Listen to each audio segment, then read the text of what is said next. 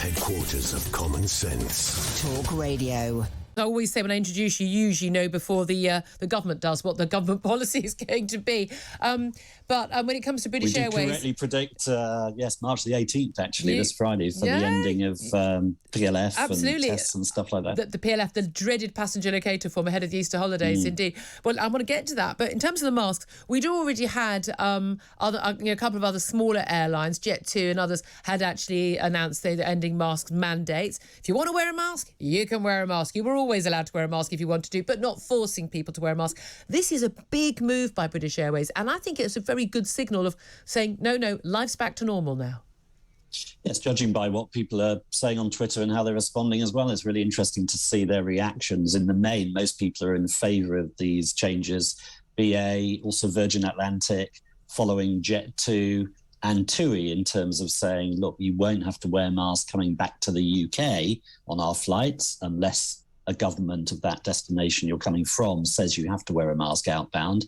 And then coming from the UK, going out to other countries, it all depends whether those countries demand a mask or not. So the USA, for example, still does require masks on planes going into the US. But if you go to the Caribbean, they don't. So book your Caribbean flight now, I say, if you don't want to wear a mask. I'm amazed that that COVID has managed to keep track of all these different memos on when it can and when it cannot infect people wearing or not wearing masks. So the reality is on planes is that actually, if there's a meal, if you're drinking or having a meal, you can take your mask down. And yes. It's amazing how long you can stretch out a bottle of water, I have found, on a number of 8-hour flights I've taken. What it seemed to me to be very, very clear, I mean, certainly in the flights I've taken during the pandemic where you had to be tested, every single person in that airport and getting on that plane has been tested and is a negative test. It's not foolproof, we know it's not, but it's certainly probably, realistically, if you're worried about getting COVID, a safer place to be than pretty much anywhere else on the planet. The air is renewed every 3 minutes or something on a plane.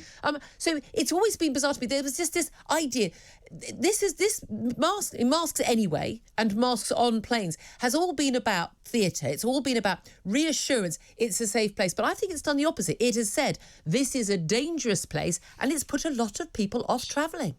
Yes, there are so many studies that have been done by, among others, the UK government, the US Department of Defence, airlines have done their own studies, of course, and you have to assume that they've come out impartially with the results. But they do show, all of them, that you do not get many infections on a plane because the air is regularly changed. And there are things called HEPA filters, which are on most new planes now, and they change the air every 2 minutes. So the air is actually safer than being in a pub, for example, where the air isn't changed. Yeah. So, yes, despite those who are worried, actually it's proven that there are very few infections from the air. There are people who are going to be worried all the time. My view is, well, then don't get on a plane. I don't care. But I think the reality is that people who want to go and travel, whether for work or for seeing family or on holiday, they are willing to make choices in their life, and they shouldn't have those other people's choices imposed on them. If you want to wear a mask for the rest of your life, I think you're mad, but I don't, it doesn't affect my life. But I don't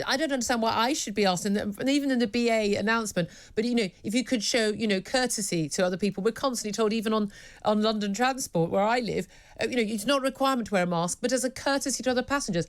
Well, as a courtesy to me, I'd like those other passengers to show their faces and smile like we used to do as human beings. Yes, and one of the reasons you choose an airline, of course, is often not just about going from A to B as easily as possible, but also it's about the crew. There are many people who don't fly if they don't like the crew. And so you want to see the crew smiling. You want to see them reacting. And it is much harder with a mask. So this has come much sooner than many expected. We were expecting masks to stay on well into the summer. So it's fantastic news, actually. And if you want to wear a mask, wear a mask. Nobody's stopping you. But the majority won't be. Yeah, my thing is, it's just a very good way of telling whether people are sensible or not. If you have not, people who are terrified of this virus, who have not bothered to learn a single fact about it, I find utterly extraordinary. Can we also just mention, like you say, as of this Friday, 4 a.m., the passenger locator form is gone.